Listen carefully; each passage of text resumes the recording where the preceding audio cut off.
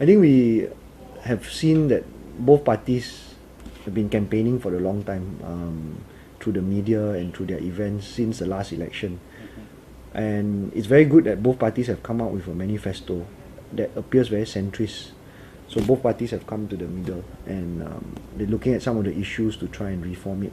And I think that's the competitive politics that we want. And that's why a two-party system is very important.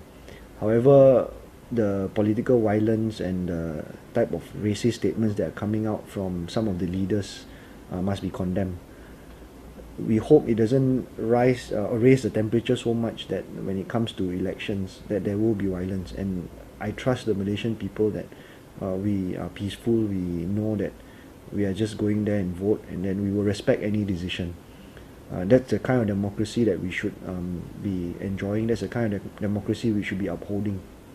Of course, there are questions as to who you should vote and how you should vote.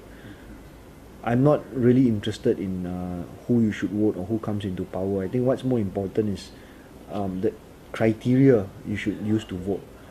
Political party aside, you should look at issues, and you should judge your member of parliament or adun according to his work in a particular area or constituency. And only Malaysia has come up with the Laporan Rakyat, which has a list of questions that you should ask yourself before you vote. So for example, have you heard your MP or adun speak about the environment, about freedom of expression? How are they dealing with the issues, for example, roads, drains, and how often do you see them? How often do they come to speak to you? Do they make decisions on their own, or do they consult you? So these are some questions which we need to ask ourselves before we go to the ballot box. It's very important because Malaysia is growing as a country, and I think we are becoming more developed. We are becoming more progressive. We are more discerning. And these are the questions that every Malaysian should ask, every voter should ask before going to the ballot box. I think it depends on who you ask about these sex scandals. Obviously, if there are people using it to their advantage, then there may be a small demographic that will be taking advantage of it. It has become very polarized in Malaysia, and it's become quite toxic because hardcore supporters from both coalitions, no matter what, will not criticize their own leaders. It's become blindly partisan. But the more important set of voters which I'm interested in is, of course, the first-time voters, those who are suddenly very politically aware, suddenly very keen on voting, understanding the importance to vote, and of course fence-sitters, the non-partisan who just want to have a better country. Those set of voters, of course, can go either way, or even the third way, meaning you either spoil their vote or don't come to vote just as a matter of protest. And these voters, I think, in the urban areas can see through some of these issues by looking at core questions. Do we have free education when human rights demands of it? Do we feel that we can freely practice our religion and culture? Do we see whether there are open spaces for us to enjoy our parks, or are we just becoming another city which is full of bricks and high-rise buildings? So these are questions, I think, where people read a little bit more and they start to question themselves, ask themselves. Sex scandals, sex videos has become so commonplace, even all over the world, that I think it's much easier to ignore them than to actually take an interest in them.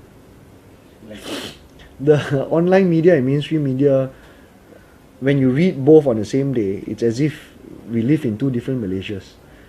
And you don't even know, who you can trust or which media you can trust. But what is very important is that the internet has democratized and equalized our country, in the sense that there is no one monopoly of opinions and views anymore.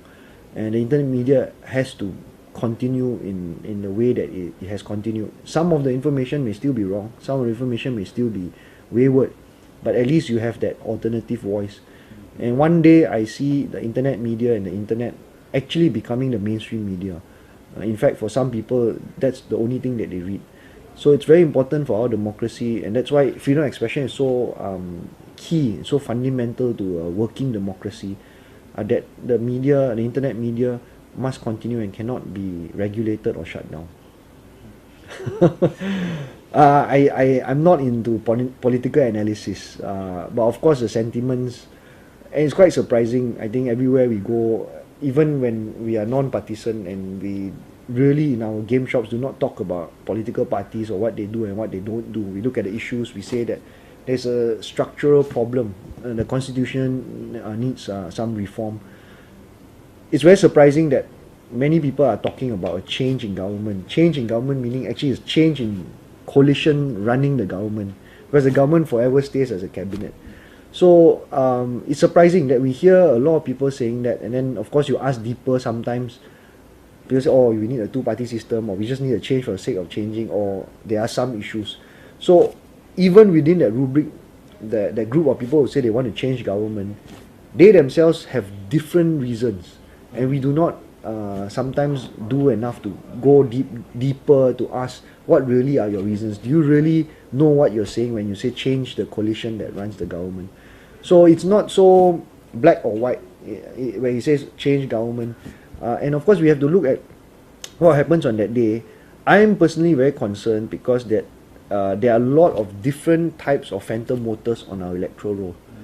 That is really a concern. So no matter how much you do, even if you come out with a very high 90% voter turnout, with the rolls not being clean, it can be manipulated, and that's the real concern for our country.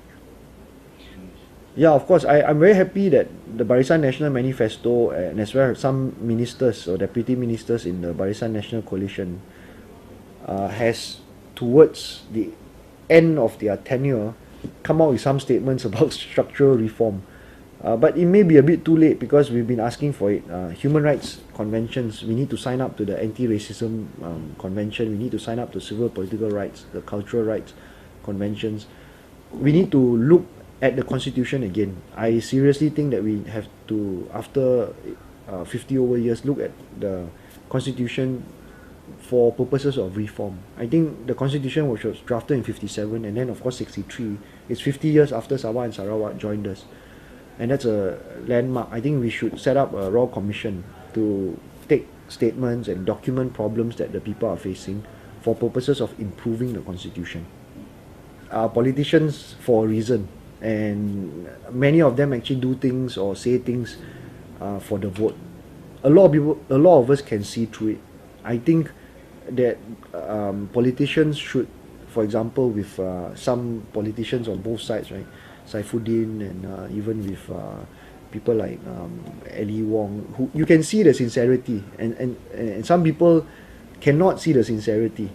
You can say it, but your actions speak otherwise. And of course, you have ex-politicians who continue to speak as if they are in power, which is very disconcerting. You know, the divide and rule type of policy tries to be perpetuated. I think Malaysians have been smart enough, are now smarter, are braver, and are more discerning to realize that race and ethnicity have always been used to divide us so that a certain power elite can be in power. And I think it's time to change. So politicians on both sides of the divide must not look at things in terms of our ethnicity. We must look at our needs, and we must look and make all Malaysians, the 28 million of us, come together as one.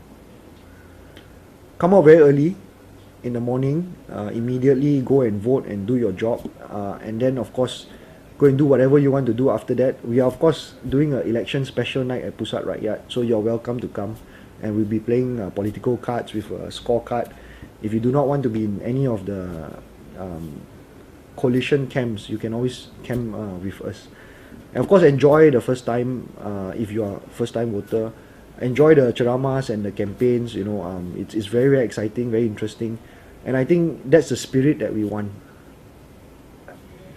NGOs that come out or are outsourced by both coalitions.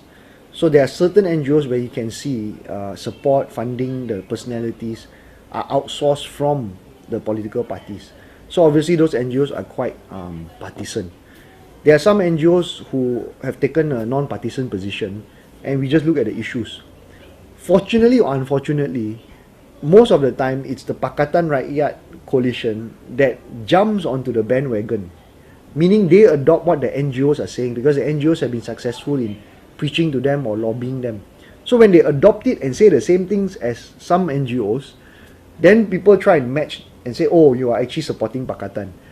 I think it's propaganda when you say those things. We must look at what actually the work of the NGO is, what they have been saying, and political parties, of course, they will jump on it. And I think there are some NGOs which welcome Barisan National coalition to actually jump on those statements, because what it does is that it explodes a kind of discourse in society where politicians have slightly more media coverage, and then that issue comes up. So again, as I said, Malaysians are smarter. This tarnishing of NGOs, foreign funding, Jews and all that, I think people don't buy that anymore. We look more on the issues, and I think the coming general election, while we want it to be a vote on the issues, unfortunately will appear to be a vote on popularity and on maybe dissent, because the voice of the people, once every 5 years, people feel, oh, I can only voice it once every 5 years. I think, this is the most important thing. But in activism, we say, no, you must be an activist every day of your life. And I think that's important because people may get disillusioned after the GE. And our message here from the NGO's perspective is, do not get disillusioned, do not get disinterested. Continue with activism. There are tremendous platforms like Undi Malaysia, Lawyer Bureau, Pusat, which will continue the same work, whoever is in government, because the journey for the ultimate human rights nation is a long-term journey. I'm very afraid for the younger ones who may say, oh yeah, I voted this way, but I didn't get the way I want. And I think that's not the way. Some of the people who have been doing this kind of work, political activists, some of them politicians now, have been doing this for ages. So it's not a short-term thing. It's not merely just getting yourself out there, feeling happy that you voted. If you really can, are you really sincere about the country, about reform, to make the lives better for everyone, then you must continue your work after the GE.